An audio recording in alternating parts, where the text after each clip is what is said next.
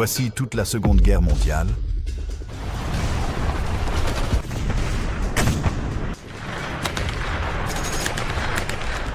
Telle que l'a vécue et combattue l'Union soviétique. 23 août 1939, Moscou, après minuit. Dans une pièce enfumée de cigares, deux hommes se serrent la main au-dessus d'une carte de l'Europe de l'Est. L'un représente Adolf Hitler, l'autre Joseph Staline. En quelques heures, ils vont couper la Pologne en deux. Le monde appellera cela un pacte de non-agression. L'histoire s'en souviendra comme d'un pacte avec le diable, un pacte que les deux parties savaient voué à l'échec. Mais voici ce que les actualités filmées ne montraient pas. Staline croyait avoir gagné du temps. Hitler pensait avoir sécurisé son flanc Est. Les deux étaient calculateurs.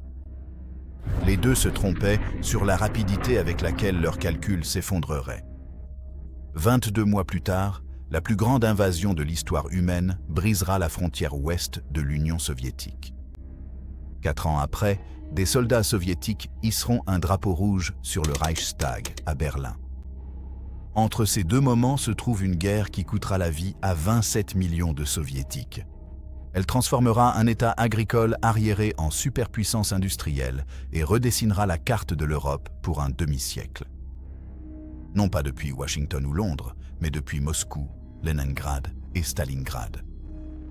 Non pas comme une lutte lointaine remportée par la puissance industrielle et la clarté morale, mais comme un combat existentiel pour la survie, qui a commencé par des défaites catastrophiques, s'est retourné grâce à une adaptation brutale et s'est terminé par un triomphe vengeur. Le récit occidental parle du débarquement et des campagnes de conquête d'îles. L'histoire soviétique est différente. C'est une histoire de villes assiégées jusqu'à ce que les habitants mangent de la colle à papier peint, d'usines démontées et expédiées vers l'Est sur des trains plats alors que les chars allemands approchaient, de bataillons disciplinaires envoyés déminer avec leur propre corps, d'un régime qui a survécu en égalant la brutalité nazie par sa propre forme d'impitoyabilité. L'idée confortable que la Seconde Guerre mondiale a été principalement gagnée grâce à la production américaine et à la détermination britannique s'évapore dès que l'on regarde les chiffres. 80% des pertes militaires allemandes ont eu lieu sur le front de l'Est. La bataille de Koursk a impliqué plus de chars que toutes les batailles du front occidental réunies. Au moment où les forces alliées ont débarqué en Normandie, les armées soviétiques avaient déjà repoussé les forces allemandes à travers la moitié de l'Europe de l'Est. Ce n'était pas une guerre que l'Union soviétique avait choisie. C'était une guerre rendue inévitable par la paranoïa et l'opportunisme de Staline. La question qui se posait aux planificateurs soviétiques en 1939 n'était pas de savoir si un conflit avec l'Allemagne allait éclater, mais si l'armée rouge pourrait survivre assez longtemps pour que l'immense géographie et la population soviétique fassent la différence. La réponse est arrivée presque trop tard. La tempête s'est d'abord formée à l'ouest. L'Allemagne s'est réarmée. L'Europe s'est fracturée. Staline observait. Il a calculé et a fait un pari qui allait presque détruire l'État qu'il dirigeait. La fiction rassurante à laquelle beaucoup au Kremlin s'accrochaient en 1939 était que les puissances capitalistes s'épuiseraient mutuellement dans une nouvelle guerre prolongée, tandis que l'Union soviétique s'industrialiserait derrière des frontières sûres. Staline avait purgé le commandement militaire. Des milliers d'officiers expérimentés furent exécutés ou emprisonnés sur la base d'accusations fabriquées de trahison. L'armée rouge était immense, mais mal dirigée, dotée d'une doctrine dépassée et méfiante envers ses propres commandants. Tout délai avant d'affronter l'Allemagne semblait judicieux. Le pacte Molotov-Ribbentrop offrit ce délai, et bien plus encore. Des protocoles secrets annexés au traité public de non-agression divisaient l'Europe de l'Est en zones d'influence. Les États baltes, l'Estonie, la Lettonie et la Lituanie tombèrent du côté soviétique de la ligne. La Pologne orientale devint un territoire soviétique. La Finlande était destinée à être absorbée. Sur le papier, Staline avait sécurisé des zones tampons. En pratique, il avait montré à Hitler que la politique étrangère soviétique s'exerçait sans contrainte idéologique. L'Allemagne a envahi la Pologne le 1er septembre 1939. La Grande-Bretagne et la France ont déclaré la guerre 2 jours plus tard, le 17 septembre. Les forces soviétiques ont pénétré dans l'est de la Pologne, écrasant la résistance dispersée d'une armée polonaise déjà vaincue. L'explication officielle était la protection des populations ukrainiennes et biélorusses. La réalité opérationnelle était une expansion territoriale coordonnée avec l'Allemagne nazie. Les officiers polonais furent faits prisonniers. Environ 22 000 d'entre eux seront exécutés dans les forêts près de Katyn et d'autres lieux au printemps suivant, un fait que le gouvernement soviétique niera pendant 50 ans. Les États baltes furent absorbés à travers des crises politiques fabriquées à l'été 1940. Des élections furent organisées sous occupation soviétique. Les nouveaux gouvernements demandèrent l'annexion. Le processus fut rapide, coercitif et condamné internationalement. Des déportations suivirent. Les dirigeants politiques, les intellectuels, les officiers militaires, tous ceux qui pouvaient résister à l'intégration dans le système soviétique. Des trains les emmenaient vers l'Est, dans des camps de travail en Sibérie et au Kazakhstan. La Finlande résista. En 1939, les forces soviétiques envahirent, s'attendant à une capitulation rapide. La guerre d'hiver révéla des faiblesses catastrophiques dans l'armée rouge. Les troupes finlandaises, en infériorité numérique et matérielle, utilisèrent le terrain et leur mobilité pour infliger des pertes humiliantes. Les pertes soviétiques s'accumulèrent. L'opinion internationale se retourna brutalement contre Moscou. La Société des Nations expulsa l'Union soviétique. Après 3 mois de combats acharnés, la Finlande céda du territoire mais conserva son indépendance. Le coup en termes de prestige pour les soviétiques fut sévère. Le coup en leçons tirées fut insuffisant. Staline observa ces opérations et conclut que l'armée rouge avait besoin de réformes, de meilleurs équipements et surtout de plus de temps. Les succès allemands en Europe de l'Ouest, au Danemark, en Norvège, aux Pays-Bas, en Belgique et en France tombèrent tous en 1940 avec une rapidité stupéfiante. La Grande-Bretagne était seule. La Luftwaffe a bombardé Londres. Les forces allemandes n'ont pas franchi la Manche, mais l'équilibre des pouvoirs en Europe avait basculé de manière décisive. Staline a envoyé des matières premières en Allemagne. Céréales, pétrole, métaux stratégiques. Les accords commerciaux ont été scrupuleusement respectés. Le calcul était transparent. Assurer l'approvisionnement de l'Allemagne, maintenir son regard tourné vers l'Ouest, gagner du temps pour reconstituer le corps des officiers et moderniser l'équipement. Des rapports de renseignement parvinrent à Moscou tout au long de 1940 et au début de 1941, avertissant de concentration de troupes allemandes près de la frontière soviétique. Les avertissements venaient de multiples sources. Des espions soviétiques en Allemagne, le renseignement britannique et même des agents au Japon. Staline les a écartés. Il croyait qu'Hitler ne prendrait pas le risque d'une guerre sur 2 fronts tant que la Grande-Bretagne ne serait pas vaincue. Il croyait que les généraux allemands n'oseraient pas tenter ce que Napoléon n'avait pas réussi à accomplir. Il pensait avoir correctement analysé la situation stratégique. Il avait tort. À l'abri des regards, les planificateurs allemands finalisaient l'opération Barbarossa. La plus grande invasion de l'histoire allait frapper simultanément sur un front de 1000 miles. 3 millions de soldats allemands, soutenus par les forces finlandaises et roumaines, se préparaient à détruire l'Union soviétique en une seule campagne estivale. Hitler s'attendait à ce que la résistance soviétique s'effondre en quelques semaines. Ses généraux pensèrent que Moscou tomberait avant l'hiver. Le calendrier ne laissait aucune place à l'erreur. Le renseignement soviétique détecta la montée en puissance, mais ne parvint pas à convaincre la direction que la guerre était imminente. Dans les dernières semaines avant l'invasion, les forces soviétiques reçurent l'ordre de ne pas répondre aux provocations, de ne donner à l'Allemagne aucun prétexte pour un conflit. Le 21 juin 1941, un sergent allemand fit défection et traversa les lignes soviétiques. Il rapporta que l'attaque commencerait à l'aube. Les commandants soviétiques transmirent l'information à Moscou. Staline refusa d'y croire. Des ordres furent envoyés aux unités de la frontière. Ne répondez pas aux provocations. Le lendemain matin, la frontière explosa, le 22 juin 1941. À 3h15 du matin, l'artillerie allemande ouvrit le feu sur toute la frontière ouest de l'Union soviétique. Les bombardiers de la Luftwaffe frappèrent les aérodromes soviétiques, détruisant des centaines d'appareils au sol avant que les pilotes ne puissent atteindre leurs avions. En quelques heures, des régiments aériens entiers cessèrent d'exister. Les divisions de Panzer percèrent les défenses frontalières, contournant les points forts et fonçant vers des objectifs situés au cœur du territoire soviétique. À midi, les postes de commandement avancés soviétiques perdirent le contact avec les états-majors supérieurs. Les communications s'effondrèrent, des armées entières se disloquèrent en fragments. La rapidité de l'offensive dépassait tout ce à quoi les commandants soviétiques s'étaient préparés. Les colonnes mécanisées allemandes avançaient de 30, 40, parfois 50 miles en une seule journée. Les forces soviétiques tentèrent de contre-attaquer avec des tactiques dépassées. Des assauts massifs d'infanterie soutenus par des chars qui tombaient en panne ou manquaient de carburant.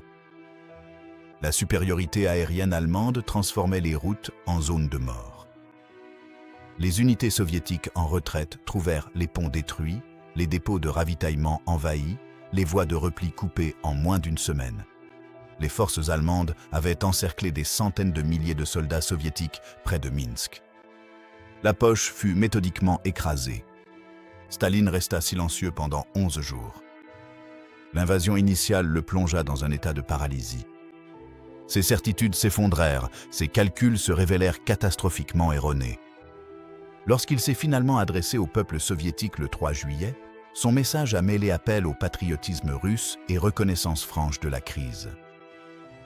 Cette guerre n'a pas été qualifiée de défense du socialisme. Elle fut appelée la Grande Guerre patriotique, en référence à la lutte contre Napoléon en 1812. Le message était clair. C'était la survie et non l'idéologie qui était en jeu. L'armée rouge recula dans le chaos. Smolensk est tombé. Kiev était encerclé. Plus d'un demi-million de soldats soviétiques furent capturés dans la poche de Kiev à elle seule, la plus grande opération d'encerclement de l'histoire militaire. Les planificateurs allemands étudièrent les cartes et ajustèrent les calendriers. Le groupe d'armée centre visait Moscou. Le groupe d'armée nord fonçait vers Leningrad. Le groupe d'armée sud s'enfonçait en Ukraine. La Wehrmacht opérait en partant du principe que la résistance soviétique s'effondrerait avant l'hiver. Le matériel capturé était inférieur. Les soldats capturés, souvent mal entraînés. L'invasion semblait confirmer toutes les hypothèses sur la faiblesse soviétique. Mais quelque chose d'inattendu se produisait dans les espaces entre les avancées allemandes. Les usines des villes menacées reçurent l'ordre de démonter et d'évacuer. Des usines entières, des machines-outils, du matériel, des ouvriers qualifiés furent chargés dans des trains et envoyés vers l'Est. Plus de 1500 usines furent déplacées vers l'Oural, la Sibérie et l'Asie centrale dans la seconde moitié de 1941. La production s'est arrêtée, a été déplacée, puis reprise à des centaines de kilomètres du front. Le système soviétique, chaotique et brutal en temps de paix, a démontré une capacité à hiérarchiser impitoyablement les priorités sous la menace existentielle. Des politiques de la terre brûlée furent mises en œuvre. Les forces soviétiques en retraite détruisaient les infrastructures, brûlaient les récoltes, évacuaient le bétail. Tout ce qui pouvait être utile aux Allemands devait leur être refusé. Des unités de partisans furent organisées derrière les lignes allemandes. Des forces irrégulières chargées de sabotage, de collecte de renseignements et de rendre le territoire occupé ingouvernable. Les premiers efforts des partisans étaient mal coordonnés et ont subi de lourdes pertes, mais ils ont établi des réseaux qui allaient devenir plus efficaces au fil de la guerre. En septembre, les forces allemandes avaient profondément pénétré le territoire soviétique. Leningrad était encerclé. Moscou se trouvait à portée de frappe. L'armée rouge avait subi des pertes dévastatrices. Des millions de soldats tués, capturés ou portés disparus. Les pertes en matériel étaient stupéfiantes. Des districts militaires entiers avaient cessé de fonctionner. Les observateurs occidentaux s'attendaient à un effondrement soviétique en quelques semaines. Et pourtant, le front ne s'est pas complètement effondré. Leningrad avait été la fenêtre de la Russie sur l'Europe depuis que Pierre le Grand l'avait construite sur des marécages, au bord de la Baltique. En 1941, c'était la deuxième ville de l'Union soviétique, un centre industriel et la capitale culturelle. Abritant 3 millions d'habitants, les forces allemandes atteignirent sa périphérie en septembre 1941. Les ordres d'Hitler étaient explicites. La ville devait être encerclée, affamée et effacée de la surface de la terre. Aucune reddition ne serait acceptée. La population devait être anéantie par la faim et les bombardements. Le siège commença le 8 septembre 1941.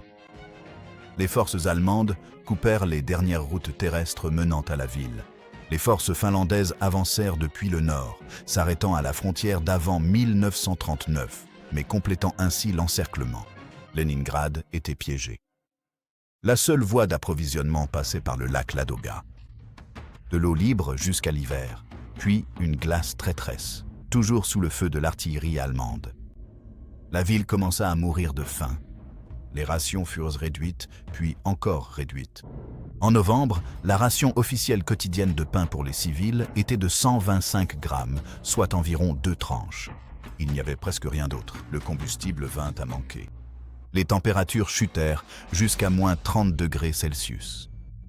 Les gens brûlaient leurs meubles, puis des livres, puis tout ce qui pouvait brûler. Les canalisations d'eau gelèrent. L'électricité tomba en panne. La ville sombra dans un enfer glacé, où survivre signifiait fouiller, troquer et endurer des conditions faites pour tuer. Les morts s'accumulaient. Des milliers de personnes mouraient chaque jour en décembre 1941. Les corps gisaient dans les rues. Il y en avait trop pour pouvoir les enterrer. Le sol, trop gelé pour être creusé, faisait que les traîneaux chargés de cadavres étaient devenus un spectacle courant. Les familles gardèrent leurs proches décédés dans des pièces non chauffées pour continuer à toucher leurs rations. Le siège devint une épreuve pour voir combien de temps des êtres humains pouvaient survivre dans des conditions conçues pour les anéantir. La route de la vie fut ouverte sur la surface gelée du lac Ladoga en novembre. Des camions apportèrent des vivres à l'intérieur et évacuaient les désespérés vers l'extérieur.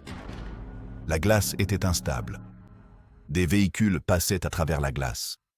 L'artillerie allemande visait la route. Les conducteurs traversaient dans l'obscurité, se guidant grâce à des repères, luttant contre le temps et le froid. La quantité livrée n'a jamais été suffisante, mais elle a permis à la ville de survivre. Les usines de Leningrad continuaient de produire. Les ouvriers travaillaient sur des tours dans des bâtiments non chauffés, les engelures rongeant leurs doigts, survivant avec des rations de famine.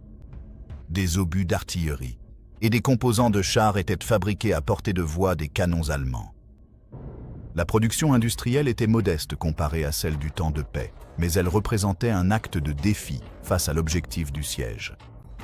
La ville était censée mourir. Elle a refusé. Au printemps 1942, le taux de mortalité commença à diminuer. Non pas parce que les conditions s'étaient améliorées, mais parce que les plus faibles étaient déjà morts. Les survivants se sont adaptés à une existence mesurée en calories et en heures de lumière du jour. Le siège se poursuivit tout au long de 1942 et de 1943. Les forces soviétiques tentèrent à plusieurs reprises de briser l'encerclement. Des offensives furent lancées, du terrain fut gagné puis perdu, les pertes s'accumulaient.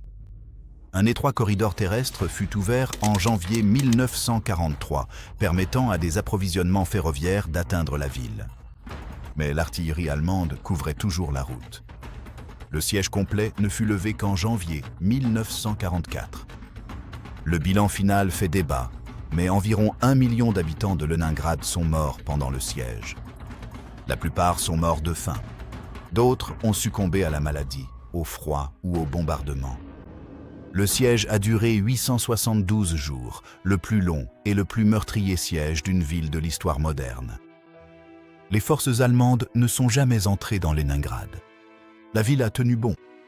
Tandis que Leningrad résistait, le front sur le reste de l'Union soviétique se stabilisait et se déplaçait. La question n'était plus de savoir si l'Union soviétique survivrait à l'été 1941, mais si elle pourrait survivre à l'hiver. Et que se passerait-il lorsque l'Allemagne essaierait à nouveau en 1942?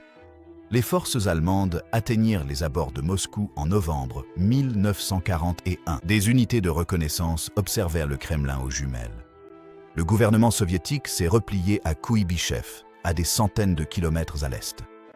Staline est resté à Moscou. Une décision calculée pour éviter la panique.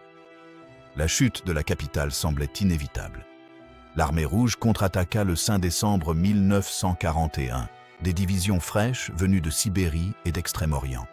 Des troupes entraînées au combat hivernal, équipées de camouflage blanc et soutenues par des chars T-34, frappèrent les positions allemandes affaiblies par le froid et le surmenage. Les soldats allemands grelottaient dans leurs uniformes d'été. Le matériel tombait en panne dans des températures en dessous de zéro. Les lignes de ravitaillement s'étendaient sur des centaines de kilomètres en territoire hostile. La Wehrmacht avait prévu une victoire rapide. Elle n'avait pas prévu l'hiver. Les forces soviétiques repoussèrent les armées allemandes loin de Moscou, reprenant du territoire et infligeant à l'Allemagne sa première grande défaite de la guerre. La victoire était significative, mais limitée. Les forces allemandes se replièrent sur des positions défensives et tinrent bon. Le front se stabilisa à l'ouest de Moscou. L'armée rouge tenta de tirer parti de ce succès en lançant des offensives sur l'ensemble du front au début de 1942. La plupart échouèrent. Les forces soviétiques manquaient de coordination, de logistique et de sophistication tactique pour transformer des victoires locales en effondrements stratégiques. La doctrine défensive allemande absorba les attaques, mais l'impact psychologique fut profond. La Wehrmacht n'était pas invincible. Les soldats soviétiques avaient arrêté l'avancée allemande, contre-attaqué avec succès et prouvé que l'hiver était une arme. La propagande mit l'accent sur la victoire. La défense de Moscou devint un symbole de résistance, la preuve que la catastrophe de 1941 pouvait être inversée. Staline tira de mauvaises leçons.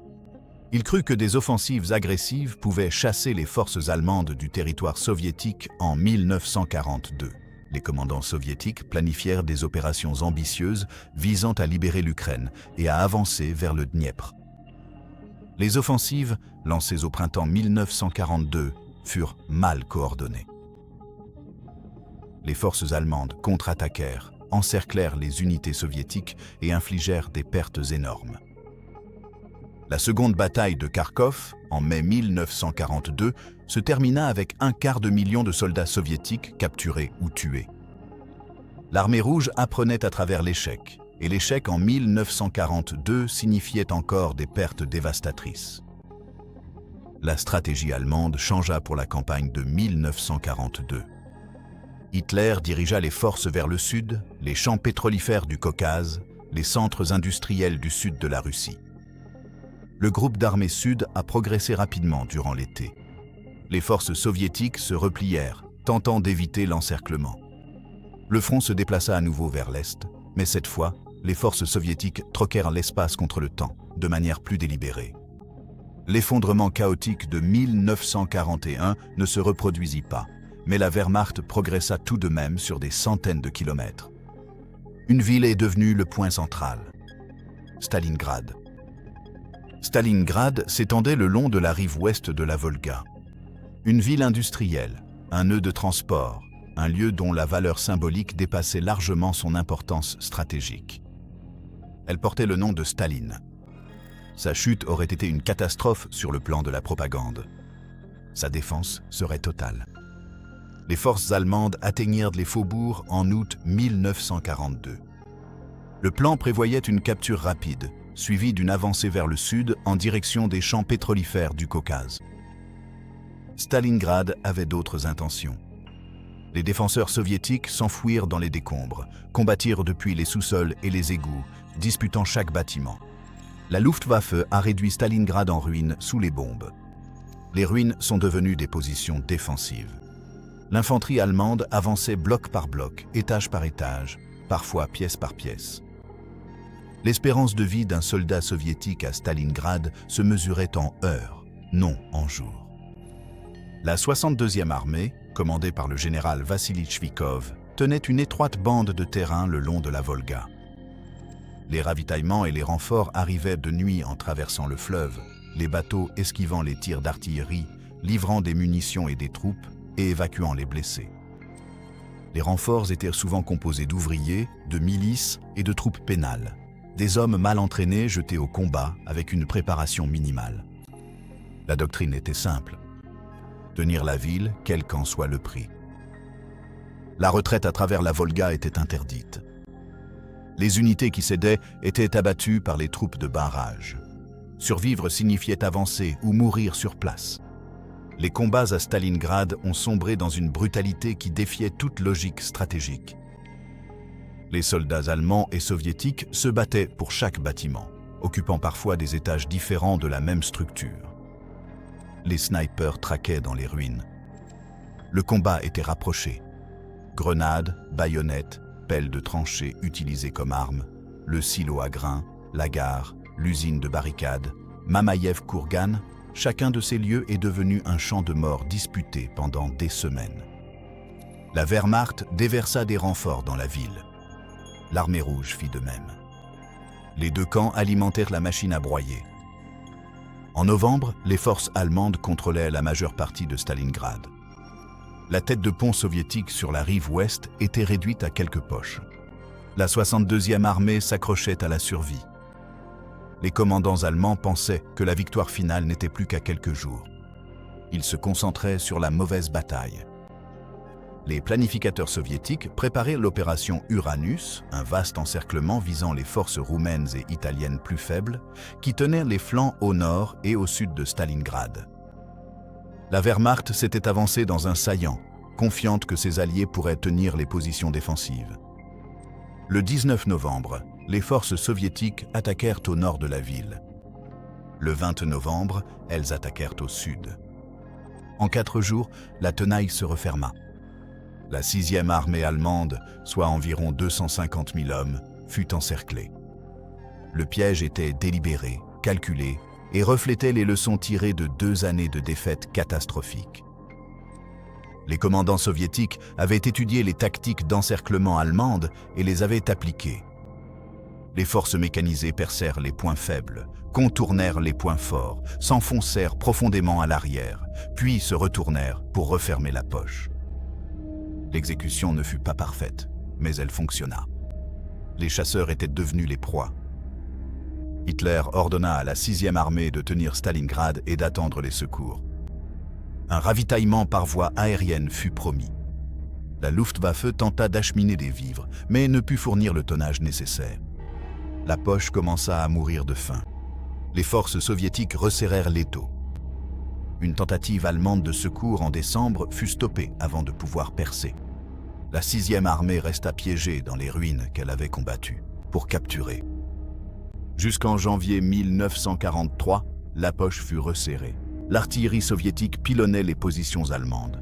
Les assauts d'infanterie nettoyaient les points forts. Les Allemands se battaient avec le désespoir d'hommes qui savaient qu'aucune reddition ne serait facilement acceptée. À la fin janvier, la résistance se brisa. Le maréchal Paulus, commandant la 6e armée, se rendit le 31 janvier. Des combats sporadiques continuèrent pendant encore 2 jours. Environ 90 000 soldats allemands furent faits prisonniers par les soviétiques. La plupart ne survivraient pas à leur captivité. Stalingrad fut le tournant, non pas parce que cela mit fin à la capacité offensive allemande. La Wehrmacht lancerait encore une grande offensive en 1943, mais parce que cela montra que l'armée rouge pouvait planifier et mener à bien des opérations complexes avec succès. La défense de la ville mit en avant la résilience soviétique. L'encerclement mit en avant la compétence opérationnelle soviétique. La victoire fut célébrée dans tout le monde allié, mais à Moscou, elle fut comprise comme la preuve d'une transformation. L'armée rouge qui avait trébuché en 1941 devenait quelque chose de bien plus dangereux. La question était désormais de savoir si cette transformation pourrait être maintenue lors des batailles à venir. Le front se calma au printemps 1943. Les 2 camps se reconstituèrent. L'armée rouge absorba de nouveaux équipements, intégra les leçons de Stalingrad et se prépara à la prochaine offensive allemande. Les services de renseignement soviétiques signalèrent un renforcement allemand près de la ville de Koursk, où la ligne de front formait un saillant, s'avançant vers l'ouest dans le territoire occupé par les Allemands. La forme du front invitait à un encerclement. Les planificateurs allemands y virent à l'occasion de répéter les succès de 1941, des mouvements en tenaille, au nord et au sud du saillant, piégeant les forces soviétiques et restaurant l'initiative allemande. L'opération Citadelle fut lancée le 5 juillet 1943. Les forces allemandes attaquèrent avec de nouveaux chars lourds, Tigres et Panthers, soutenus par des canons d'assaut et un appui aérien coordonné. La Wehrmacht engagea ses meilleures unités dans l'offensive. Les défenses soviétiques absorbèrent l'attaque. L'Armée rouge avait préparé le saillant de Koursk avec des positions défensives en profondeur, des obstacles anti-chars, des champs de mines et une artillerie massée. Le renseignement avait fourni un avertissement préalable des plans allemands. Les forces soviétiques savaient où et quand le coup allait tomber. Les avancées allemandes se mesuraient en miles et non plus en dizaines de miles comme lors des étés précédents. Chaque ligne défensive ralentissait l'attaque. Les réserves soviétiques contre-attaquèrent, forçant les unités allemandes à s'arrêter et à se regrouper. Les combats étaient d'usure, mécanique, industrielle. Les batailles de chars à Prokhorovka le 12 juillet impliquèrent plus de 1000 véhicules blindés, l'un des plus grands affrontements de chars de l'histoire. Le combat était un chaos à courte portée. Les T-34 soviétiques se rapprochèrent des Tigres allemands pour annuler l'avantage allemand en blindage et en portée de tir. Les pertes étaient lourdes des deux côtés. L'avancée allemande s'est arrêtée. Hitler a annulé l'offensive le 13 juillet. Les forces allemandes avaient dépénétré les défenses soviétiques, mais n'avaient pas réussi à percer. L'Armée rouge avait tenu bon et, plus important encore, avait préparé des contre-offensives. Les forces soviétiques attaquèrent au nord et au sud du saillant de Koursk, repoussant les armées allemandes. La Wehrmacht se replia, disputant chaque kilomètre, mais l'initiative stratégique était désormais passée définitivement du côté soviétique. La bataille de Koursk marqua la fin des opérations offensives allemandes sur le front de l'Est. À partir de ce moment, la Wehrmacht ne mènerait plus que des batailles défensives, tentant de retarder l'inévitable, tandis que le front de l'Est consommait hommes et matériel plus vite que l'Allemagne ne pouvait les remplacer. L'Armée rouge, quant à elle, se renforçait. La production des usines relocalisées a atteint sa pleine capacité. Aide américaine et britannique, camions, locomotives, matières premières, soutien logistique soviétique. L'entraînement s'est amélioré. La coordination entre l'infanterie, les blindés et l'artillerie est devenue plus efficace. Les leçons apprises au prix du sang en 1941 et 1942 se traduisaient désormais par un succès opérationnel.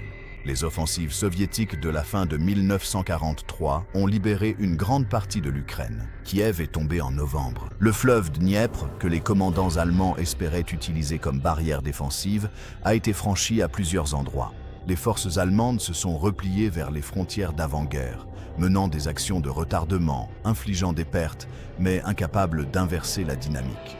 L'Armée rouge devenait une machine capable de mener des opérations offensives soutenues, ce qu'elle n'avait pas réussi à faire plus tôt dans la guerre.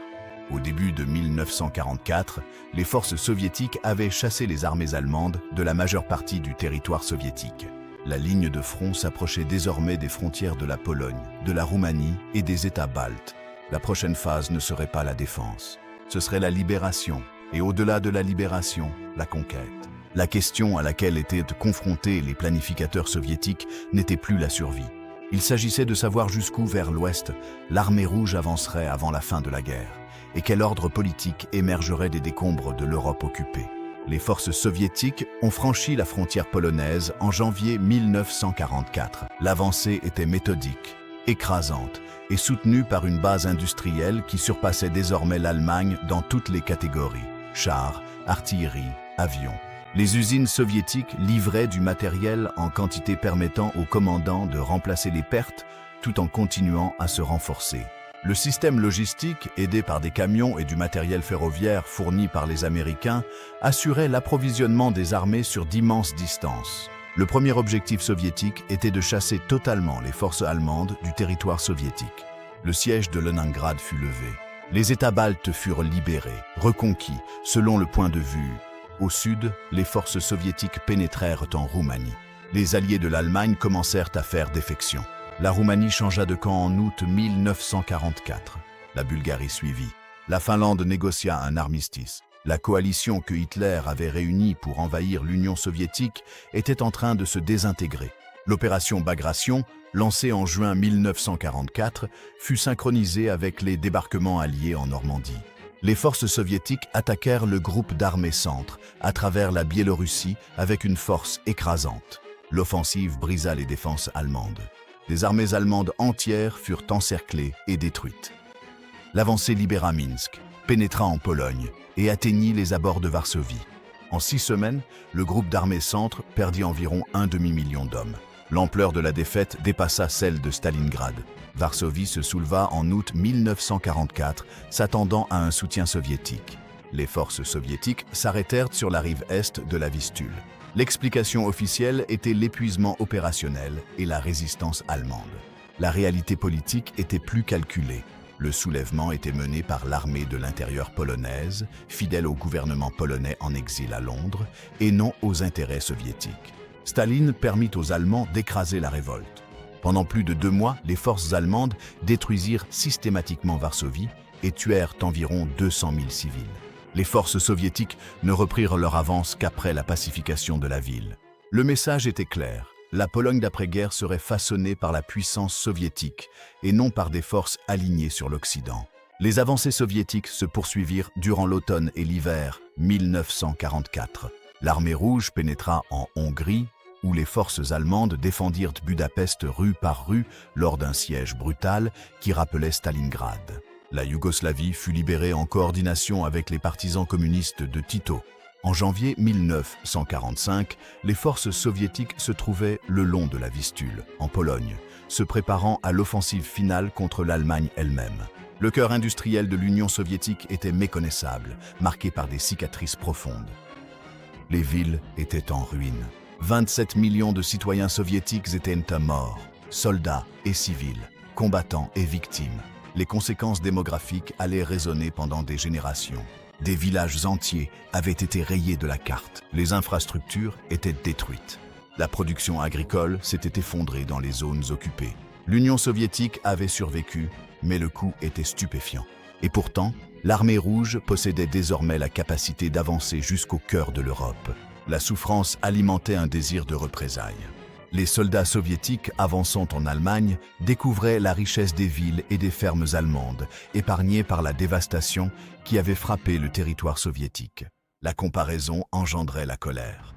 Les ordres venus de Moscou insistaient sur la discipline, mais la réalité sur le terrain était plus sombre. Les civils allemands fuyaient vers l'ouest devant les forces soviétiques, redoutant ce qui allait arriver. L'assaut final commença. Le 12 janvier 1945, les forces soviétiques lancèrent l'offensive Vistule-Oder. Plus de 2 millions de soldats, soutenus par des milliers de chars et de pièces d'artillerie, attaquèrent sur l'ensemble du front polonais. Les défenses allemandes s'effondrèrent. L'armée rouge avança à une vitesse rappelant le Blitzkrieg allemand de 1941, mais cette fois, la logistique soviétique suivait le rythme. Les forces mécanisées pénétrèrent profondément en territoire allemand. Varsovie tomba, Cracovie tomba. En février, les armées soviétiques se trouvaient sur l'Oder, à 64 km de Berlin. L'avancée fut accompagnée d'atrocités. Les soldats soviétiques, endurcis par des années de guerre totale et témoins des atrocités allemandes en territoire soviétique occupé, se vengèrent sur les civils allemands. Viols, meurtres, pillages, généralisés et systématiques. Les officiers firent des efforts limités pour faire respecter la discipline. La position officielle soviétique niait toute inconduite généralisée. La réalité, documentée dans des journaux intimes et des rapports, était que les civils allemands subirent une campagne de représailles. Les estimations suggèrent que des centaines de milliers de femmes allemandes furent agressées. Des villes entières furent vidées, alors que les populations fuyaient vers l'ouest. Les forces soviétiques libérèrent également des camps de concentration. Majdanek, en Pologne, fut le premier grand camp capturé en juillet 1944. Auschwitz fut libéré en janvier 1945. Les soldats soviétiques trouvèrent des survivants émaciés, traumatisés, témoignant du meurtre industrialisé. Les camps fournissaient des preuves des atrocités nazies, Mais l'information ne fut pas immédiatement rendue publique comme ce fut le cas lors de la libération des camps par les Occidentaux. La priorité soviétique était la victoire militaire, non la documentation du génocide. La libération était réelle, mais son utilisation à des fins de propagande viendrait plus tard. Berlin devint l'objectif final. Staline voulait que les forces soviétiques s'emparent de la capitale nazie avant que les alliés occidentaux ne puissent l'atteindre. La course était autant politique que militaire. Les forces alliées avancèrent depuis l'ouest. Les forces soviétiques se préparaient à un assaut urbain massif. La bataille de Berlin commença le 16 avril 1945. Les forces soviétiques encerclèrent la ville et attaquèrent depuis plusieurs directions. Les défenseurs allemands, les restes de la Wehrmacht, la milice Volkssturm, les jeunesses hitlériennes combattaient avec le désespoir de ceux qui savaient que la défaite signifiait la captivité ou la mort. Les combats étaient brutaux et à courte portée. L'artillerie réduisait les bâtiments en ruine. Les chars s'affrontaient à bout portant. L'infanterie soviétique nettoyait les bâtiments étage par étage. Les pertes s'accumulaient chaque jour. À la fin du mois d'avril, les forces soviétiques atteignirent le centre de Berlin. Le 30 avril, Hitler se suicida dans son bunker. Le 2 mai, Berlin se rendit. Des soldats soviétiques hissèrent un drapeau rouge sur le Reichstag, une photographie mise en scène pour la propagande mais symboliquement puissante. La capitale du Reich était tombée aux mains des forces qu'elle avait tenté d'anéantir 4 ans plus tôt. L'Allemagne capitula sans condition le 8 mai 1945. La guerre en Europe était terminée. Les forces soviétiques occupaient l'Europe de l'Est, de la Baltique aux Balkans. L'armée rouge avait combattu des portes de Moscou jusqu'au cœur de Berlin. Le prix fut de 27 millions de morts, un chiffre si immense qu'il défie l'entendement. Des villes entières avaient disparu. Des générations manquaient à l'appel. L'Union soviétique sortit victorieuse, mais blessée d'une manière qui allait façonner sa trajectoire pendant des décennies. Le règlement d'après-guerre fut négocié à Yalta et à Potsdam. Staline assura le contrôle soviétique sur l'Europe de l'Est.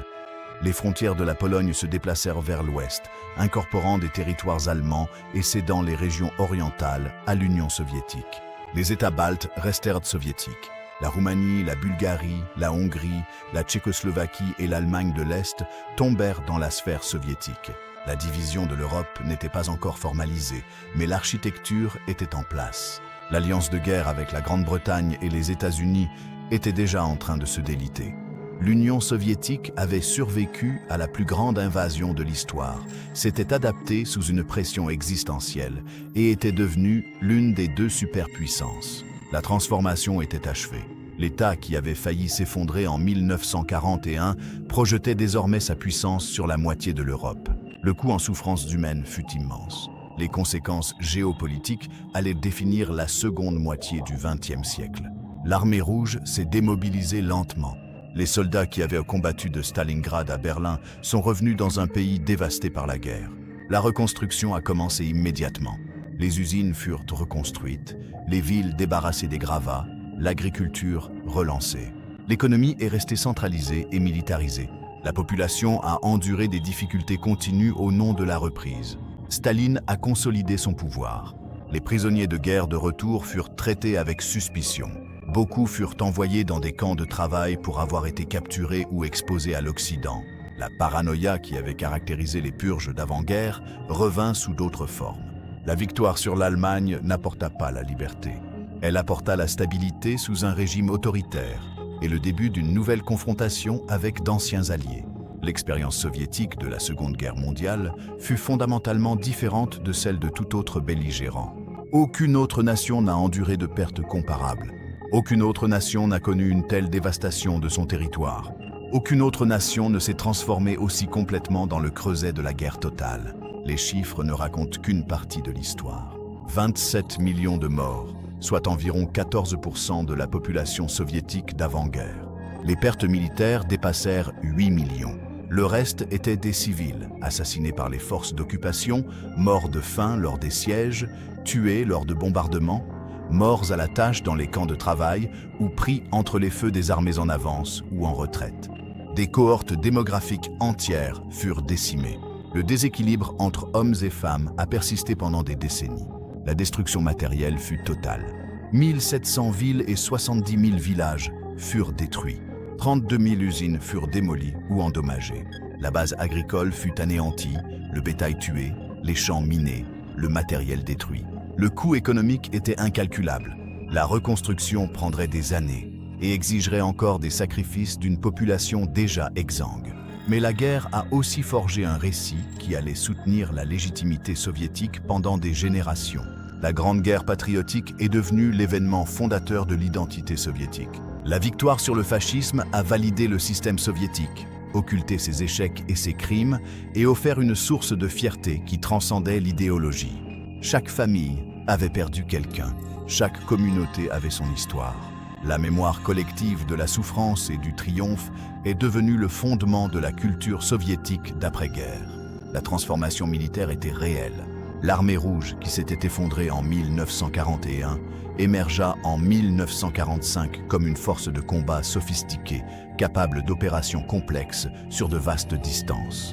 Les commandants soviétiques avaient appris l'art opératif à travers l'expérience et des erreurs catastrophiques. La base industrielle, relocalisée et agrandie, a démontré que la planification centrale pouvait obtenir des résultats sous une pression existentielle. Les leçons étaient réelles, même si les coûts étaient horribles. L'héritage politique était plus sombre. Staline utilisa la victoire pour renforcer son contrôle, réprimer la dissidence et justifier la militarisation continue. L'Union soviétique sortit de la guerre en tant que superpuissance, mais sa population resta pauvre, traumatisée et soumise à un régime autoritaire. Les territoires gagnés en Europe de l'Est furent maintenus par la force, leur population soumise à des systèmes de type soviétique qu'elle n'avait pas choisis. Le rideau de fer tomba, non pas comme une métaphore, mais comme une réalité physique. Barbelés, gardes-frontières et la certitude que quitter la sphère soviétique signifiait la mort. La guerre froide commença avant même que la guerre chaude ne prenne fin. Les forces soviétiques et occidentales se rencontrèrent sur l'Elbe, en Allemagne, échangeant des poignées de main et des célébrations mises en scène. Mais la tension sous-jacente était évidente. L'alliance n'avait été qu'une question de commodité face à un ennemi commun. Avec la défaite de l'Allemagne, les incompatibilités fondamentales entre les systèmes soviétiques et occidentaux refirent surface. Les 4 décennies suivantes allaient être définies par la lutte entre les deux superpuissances forgées dans le creuset de la Seconde Guerre mondiale. Pour l'Union soviétique, la victoire signifiait la survie et la transformation, mais pas la paix. Le pays qui émergea en 1945 était plus dur, plus militarisé, plus paranoïaque et plus puissant que celui qui avait été envahi en 1941. Il avait prouvé que la mobilisation industrielle et une détermination impitoyable pouvaient surmonter même des défaites initiales dévastatrices. Il avait démontré que la géographie et la population pouvaient absorber des pertes qui auraient anéanti des nations plus petites, et il avait montré que le système soviétique, malgré toute sa brutalité et son inefficacité, pouvait fonctionner sous des pressions qui auraient brisé des alternatives plus humaines. Les soldats qui ont hissé le drapeau sur le Reichstag sont revenus dans un pays qui honorait leur sacrifice, tout en exigeant une obéissance continue.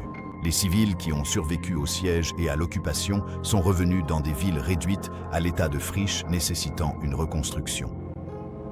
Les prisonniers qui ont enduré la captivité allemande se sont retrouvés à nouveau emprisonnés par leur propre gouvernement. La victoire était réelle, mais elle était enveloppée de souffrances qui résonneraient pendant des générations. Le 23 août 1939, 2 hommes se sont serrés la main au-dessus d'une carte, convaincus d'avoir assuré leur avenir. En juin 1941, l'accord ne valait plus rien. En mai 1945, l'un des signataires était mort par suicide dans un bunker berlinois.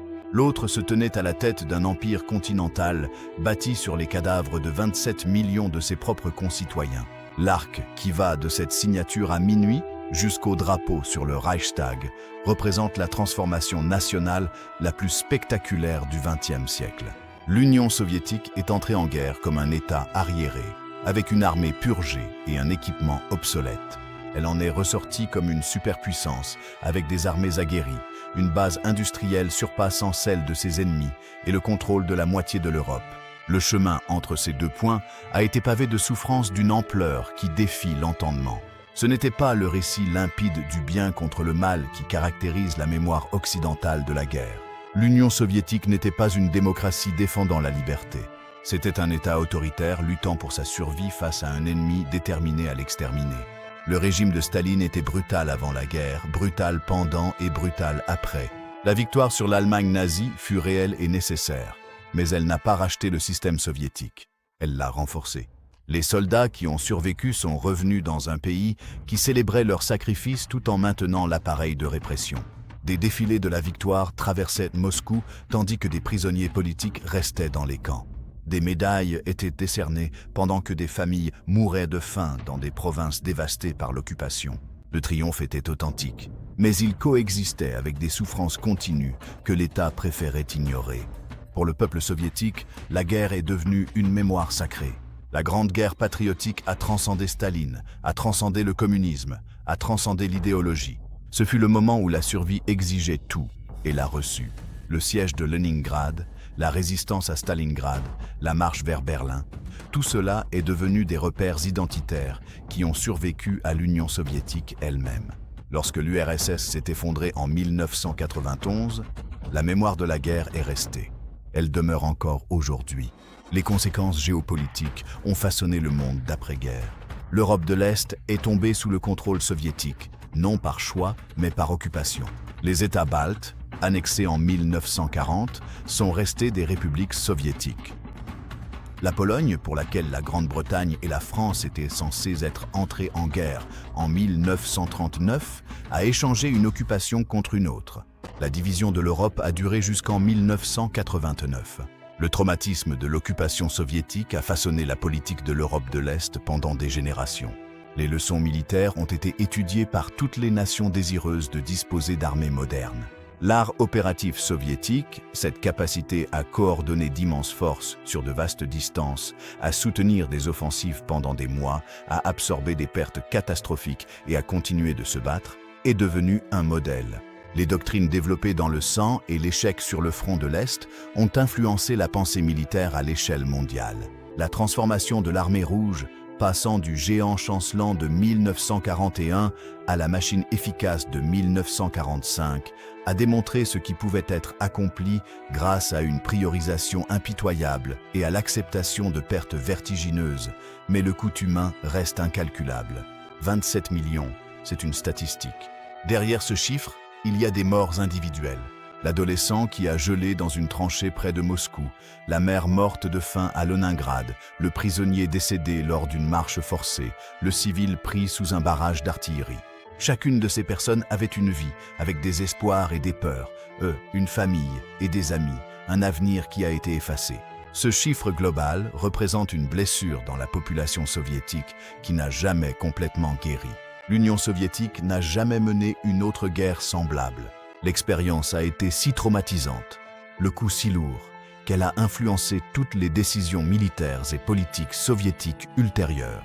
La guerre froide est restée froide, en partie parce que les dirigeants soviétiques savaient ce que signifiait réellement une guerre totale.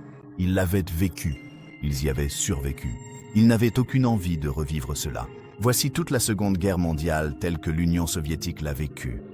Ce n'est pas seulement une histoire de triomphe, mais aussi de catastrophe, transformée par une adaptation brutale en victoire, à un prix qui dépasse encore l'entendement. Le drapeau hissé sur Berlin en mai 1945 représentait la survie, la vengeance et l'émergence d'une superpuissance. Mais il fut planté dans les ruines d'un continent dévasté par des soldats qui avaient vu leur propre pays brûler et savaient exactement ce que signifiait la guerre. Le pacte signé en 1939 promettait la paix. Il a engendré le conflit le plus vaste et le plus meurtrier jamais mené sur le sol européen. Les calculs faits par des hommes dans des salles loin des champs de bataille se sont révélés inutiles face à la réalité de la guerre industrielle. Au final, l'Union soviétique l'a emporté non pas grâce à une stratégie supérieure ou à une clarté morale, mais par la volonté de tout sacrifier et par la profondeur géographique et démographique qui lui a permis d'absorber des pertes qui auraient anéanti toute nation plus petite. La guerre s'est terminée, la mémoire demeure, et les questions qu'elle soulève sur le prix de la survie restent sans réponse. Si cette histoire vous a touché, interpeller ou aider à voir la Seconde Guerre mondiale sous un autre angle, ce serait un honneur de vous compter parmi notre communauté grandissante. S'abonner n'est pas qu'un simple clic, C'est une façon de soutenir des histoires plus puissantes, des voix oubliées et davantage de vérités venues du passé. Alors si vous pensez que ces histoires comptent, cliquez sur le bouton d'abonnement et continuons à construire ce voyage ensemble. Et n'oubliez pas de laisser un commentaire. Nous lisons chacun d'entre eux et nous aimons découvrir vos avis. Jusqu'à la prochaine fois, continuez à explorer l'histoire avec Epiquoire. Continuez à poser des questions. Continuez à chercher la vérité.